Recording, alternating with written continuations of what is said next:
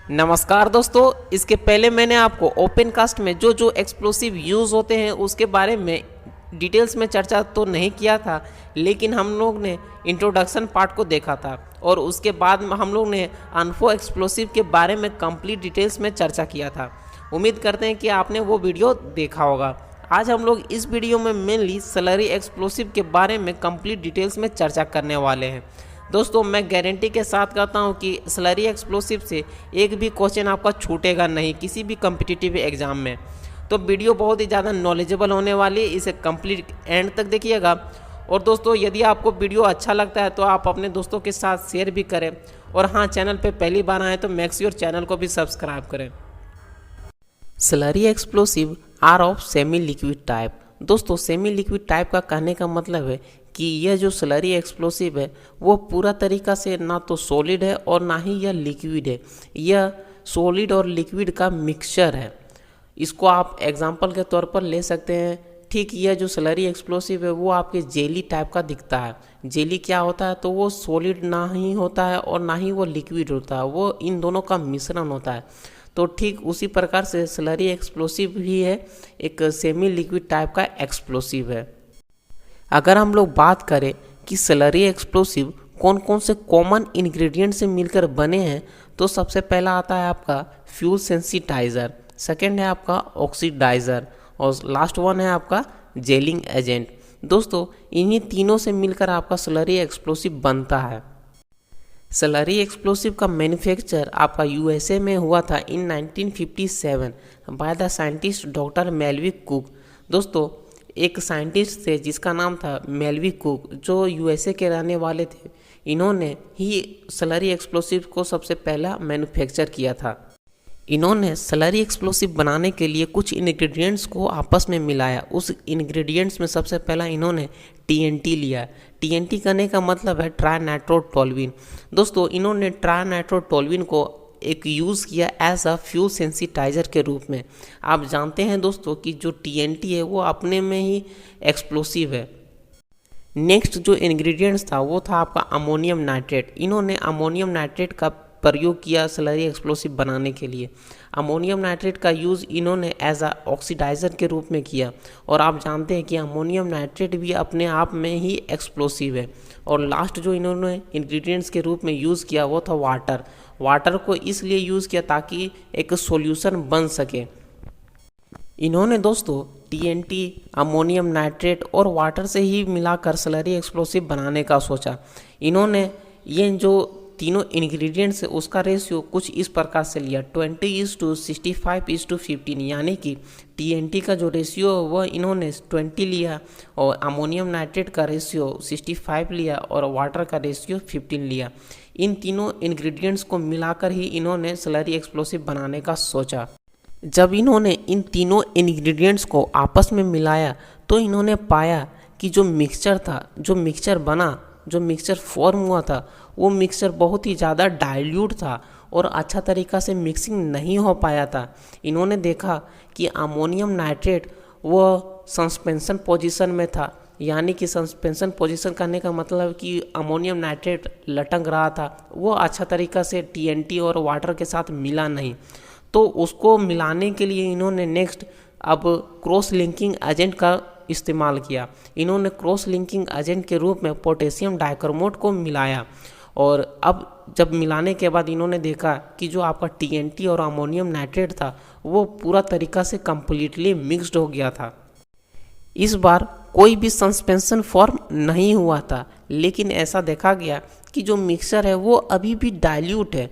तो इस डाइल्यूट को हटाने के लिए और मिक्सचर को कंसंट्रेट करने के लिए इन्होंने कुछ जेलिंग एजेंट का इस्तेमाल किया। जेलिंग एजेंट के रूप में इन्होंने गम, जिसको हम लोग वार गम कहते हैं, उसको इन्होंने प्रयोग किया, और इसको प्रयोग करने के बाद जो भी एक्सप्लोसिव बना वो आपका कंप्लीटली कंसंट्रेट हो गया, और तब जाके आपका स्लरी एक्सप्लोसिव बन के रेडी हो गया। दोस्तों, अभी के समय में आज भी हम लोग डॉक्टर कुक के ही प्रिंसिपल पे ही हम लोग आज भी स्लरी एक्सप्लोसिव को बनाते हैं।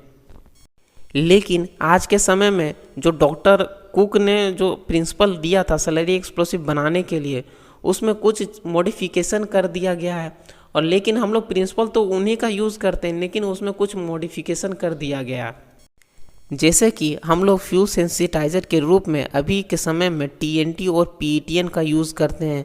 Sugar, urea, ethylene, wood pulp, glycol और अल्मुनियम का हम लोग प्रयोग करते हैं एज अ फ्यूल सेंसिटाइज़र के रूप में। लेकिन बात करें कि हम लोग पहले जो फ्यूल सेंसिटाइज़र के रूप में सिर्फ और सिर्फ टीएनटी का ही प्रयोग करते थे, तो आप देख सकते हैं कि अभी के समय में कुछ मॉडिफिकेशन किया गया है।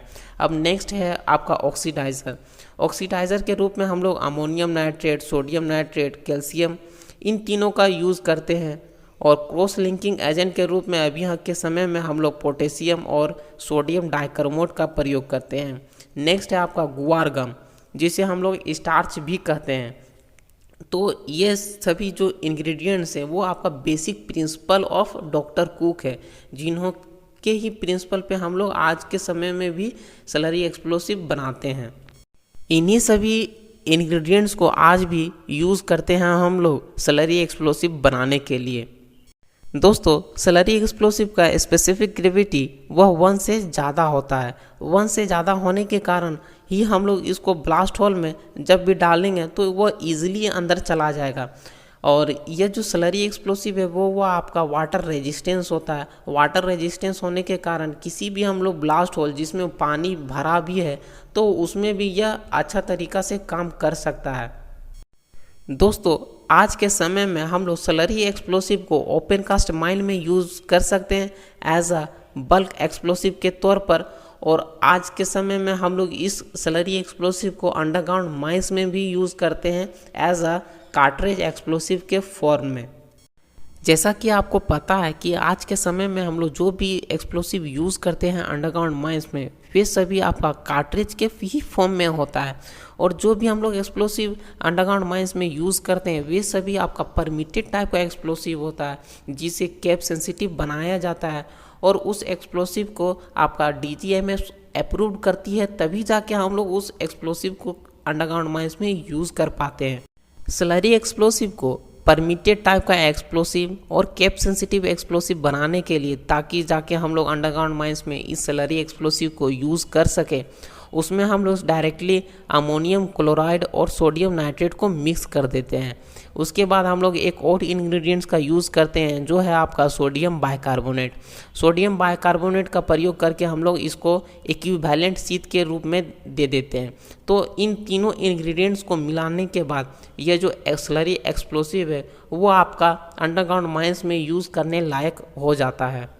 बाकी अगर हम लोग बात करें कि ओपन कास्ट माइंस में हम लोग कैसे प्रयोग करेंगे, तो मैंने जो आपको पहले बताया, जो इंग्रेडिएंट्स आपको मैंने पहले बताया, उस इंग्रेडिएंट्स को मिक्स करने के बाद आपका जो एक्सप्लोसिव बन के तैयार होगा, उस एक्सप्लोसिव को आप ओपन कास्ट माइन में ईजिली यूज़ कर पाओगे। लेकिन अंडरग्राउंड माइंस में यूज़ करने के लिए कुछ आपको इंग्रेडिएंट्स और भी आपको मिलाना पड़ेगा, तब जाके आपका जो स्लरी एक्सप्लोसिव है वो अंडरग्राउंड माइंस में यूज़ करने लायक होगा। दोस्तों, ऐसा एक्सपीरियंस किया गया है कि जो ब्लास्ट होल का जो डायमीटर है वो यदि हम लोग 62 mm से अधिक रखते हैं तो वहाँ पे आपका जो स्लरी एक्सप्लोसिव है वो आपका बेटर रिजल्ट, बेटर परफॉर्मेंस दे पाता है। स्लरी एक्सप्लोसिव का VOD यानी कि वेलोसिटी ऑफ डेटोनेशन अनफो एक्सप्लोसिव्स के मुकाबले में ज़्यादा होता है। स्लरी एक्सप्लोसिव का VOD वो आपका 3800 से लेकर 4500 मीटर पर सेकेंड होता है। दोस्तों, स्लरी एक्सप्लोसिव को ओपन कास्ट माइन में हम लोग बल्क फॉर्म में यूज़ करते हैं और वहीं अंडरग्राउंड माइंस में स्लरी एक्सप्लोसिव को यूज़ करने के लिए हम लोग कार्ट्रिज के फॉर्म में करते हैं, जो कि एक परमिटेड एक्सप्लोसिव होता है। जो भी स्लरी एक्सप्लोसिव कार्ट्रिज के फॉर्म में हम लोग बनाते हैं उसका जो जनरल वेट रखते हैं हम लोग वो आपका 200 ग्राम होता है, 250 ग्राम होता है। ये आपका जनरल वेट है किसी भी स्लरी एक्सप्लोसिव का जो कार्ट्रिज के फॉर्म में होता है। स्लरी एक्सप्लोसिव को फर्दर 2 टाइप्स में क्लासीफाई किया गया है। एक होता है आपका प्लांट मिक्स स्लरी एक्सप्लोसिव और दूसरा होता है आपका साइट मिक्स स्लरी एक्सप्लोसिव।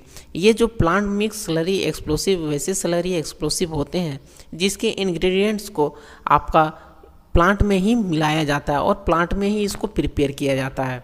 और जब प्लांट में जब इसके इंग्रेडिएंट्स को मिक्स करके स्लरी एक्सप्लोसिव फॉर्म कर दिया जाता है तब जाके इसको एक स्पेशल कंटेनर में, स्पेशल टैंकर में इसको लोड कर दिया जाता है और उसके द्वारा हम लोग फिर उसको माइंस में लाते हैं, तब जाके हम लोग उसको यूज़ कर पाते हैं। दोस्तों जब हम लोग ट्रांसपोर्टेशन करते हैं प्लांट से लेकर आपका माइंस तक लाने के लिए, तो वहाँ पे डेंजरस एक्सीडेंट होने का चांसेस बहुत ही ज़्यादा होता है। सो इसलिए हम लोग आज के समय में plant mix slurry explosive use नहीं करते हैं, since transportation is not much very safe. अब नेक्स्ट है आपका साइट मिक्स स्लरी एक्सप्लोसिव। जैसा कि आपको नाम से ही पता चलता है कि इस एक्सप्लोसिव के इंग्रेडिएंट्स को हम लोग कहाँ पे मिक्स करते हैं, तो साइट में ही मिक्स करते हैं।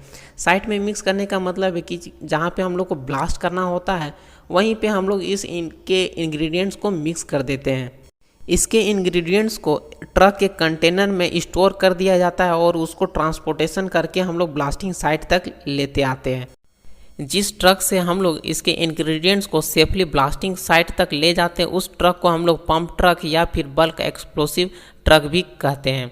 दोस्तों इस ट्रक में सेपरेटली इसके इंग्रेडिएंट को मिक्स करने का क्षमता होता है और इसी पंप ट्रक के द्वारा हम लोग इसके इंग्रेडिएंट को मिक्स कर देते हैं। मिक्स करने के बाद जहाँ पे अभी हम लोग को ब्लास्टिंग करना होता है उस ब्लास्ट होल में हम लोग ये जो पंप ट्रक है उसमें एक पाइप निकला हुआ रहता है, उसी पाइप से हम लोग स्लरी एक्सप्लोसिव को उस पार्टिकुलर होल में फिलअप कर देते हैं और फर्दर जाके हम लोग फिर ब्लास्टिंग कर देते हैं। तो ये सभी थे आपके स्लरी एक्सप्लोसिव के बारे में। तो आपको वीडियो कैसा लगा आप कमेंट करके ज़रूर बताएं। यदि आपको वीडियो इन्फॉर्मेटिव लगी है तो डेफिनेटली अपने दोस्तों के साथ शेयर भी करें और चैनल पे यदि पहली बार आए हैं तो चैनल को भी सब्सक्राइब करें। मिलते हैं अगले वीडियो में, तब तक के लिए bye, god bless you all, जय हिंद।